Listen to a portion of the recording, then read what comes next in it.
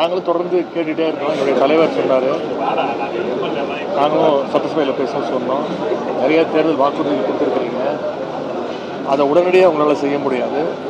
ஆனால் எப்போ செய்ய போகிறீங்க அப்படின்னு ஒரு டைம் டேபிள் சொல்லுங்கள், ஒரு ரோடு மேப் கொடுங்க அப்படின்னு தொடர்ந்து கேட்டுக்கிட்டே இருந்தோம். அந்த வாக்குறுதிகள்லாம் எப்போ நிறைவேற்றுவீங்கன்னு தொடர்ந்து இந்த அரசியலை கேட்டுக்கிட்டே இருந்தோம். இந்த பட்ஜெட் பற்றி பார்த்தீங்கன்னா, எங்களுடைய திராவிட மாடல் அரசு, எங்களுடைய தலைவர் கடந்த ஆட்சியில் என்னென்ன திட்டங்கள்லாம் கொண்டு வந்தாங்களோ அதற்கு மேலாம் ஒரு ஸ்டிக்கரை ஒட்டியிருக்கிறாங்க. ஆட்சிக்கு வரும்போது மாற்றம் மாற்றம் அப்படின்வாங்க. என்ன மாற்றம் கேட்டிங்கன்னா, எல்லாத்துக்கும் பேர் மாற்றம் செஞ்சுருக்கிறாங்க.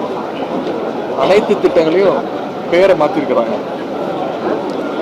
பட்ஜெட்டுக்கு முன்பு பொதுவாகவே எல்லா முதலமைச்சர்களும் அமைச்சர்களும் அதிகாரிகளை கூப்பிட்டு பேசுவாங்க.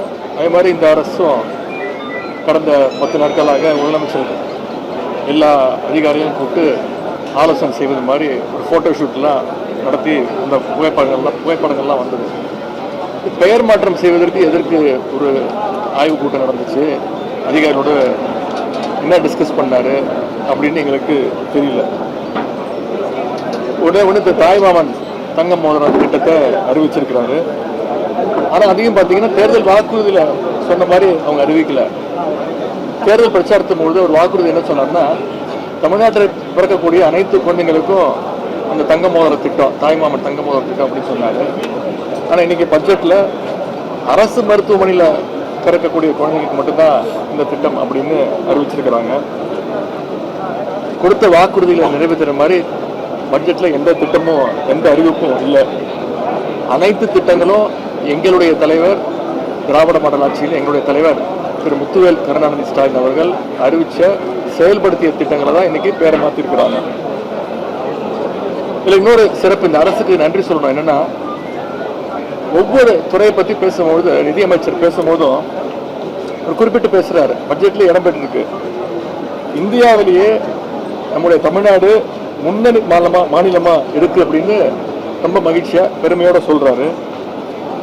திராவிட முன்னேற்ற கழகத்துடைய சாதனைகள் எல்லாம் இப்போவாச்சும் ஒத்துக்கிட்டார் அப்படிங்கிறதுக்கு நாங்கள் எங்களுடைய நன்றியை இந்த அரசுக்கு, நிதியமைச்சருக்கும் முதலமைச்சருக்கும் தெரிவிச்சுக்கிறோம்.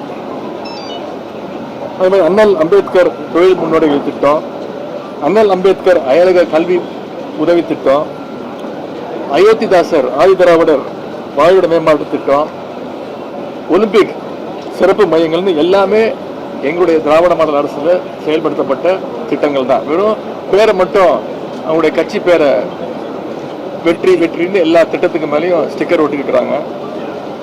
அன்பு சோலைன்னு நாங்கள் கொண்டு வந்த திட்டத்துக்கு அது பேரை மாற்றி இன்னைக்கு முதியோர் பொழுதுபோக்கு மையங்கள்னு பேரை மாற்றிருக்கிறாங்க.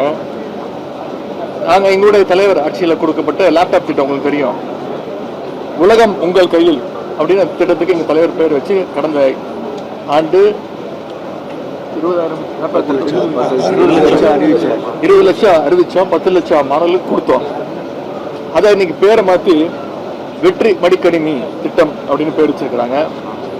கலைஞர் கனவு இல்ல திட்டம், அதோட பேரை மாற்றி வெற்றி வீடு திட்டம் அப்படின்னு பேரை மாற்றி வச்சிருக்கிறாங்க. ஸ்கூல்ஸ் அது பகைசால் பள்ளிகள் அதோட பேரை மாற்றிருக்கிறாங்க. முதல்வர் படைப்பகங்கள் எங்களுடைய ஆட்சியில் கொண்டு வந்த திட்டம், அதை இன்னைக்கு டிஜிட்டல் நூலகம் அப்படின்னு பேர் மாற்றிருக்கிறாங்க. அதுக்கும் பார்த்தீங்கன்னா வெறும் 10 கோடி ரூபாய் தான் நிதி ஒதுக்கீடு செய்யப்பட்டிருக்கு. எங்களுடைய ஆட்சியில் கொண்டு வரப்பட்ட நன்னிலம் திட்டம், அதற்கு பேரை மாற்றி இன்னைக்கு மண்ணின் மகள் திட்டம் அப்படின்னு பேரை மாற்றிருக்கிறாங்க. தேர்தலுக்கு முன்னாடி எங்களுடைய தலைவர் தலைமையிலான அரசு தாக்கல் செஞ்ச பட்ஜெட்ல கல்வி, சுகாதாரம், தொழில் வளர்ச்சி, இப்படி பல்வேறு சமூக நலத்திட்டங்கள்னு இருந்துச்சு.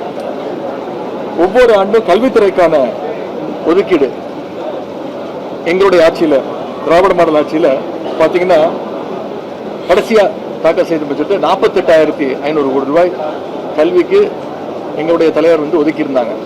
இப்போ அதை குறைச்சி, முதன்முறையாக குறைச்சி 44,500 கோடி ரூபாய் தான் இந்த முறை ஒதுக்கியிருக்கிறாங்க. நாங்கள் தொடர்ந்து சொல்லிட்டு இருக்கிற மாதிரி காவிரியில் தண்ணி வரல, ஆடி 18 அன்னைக்கு கூட தண்ணி வராத ஒரு சூழலை இந்த அரசு ஏற்படுத்தியிருக்கு.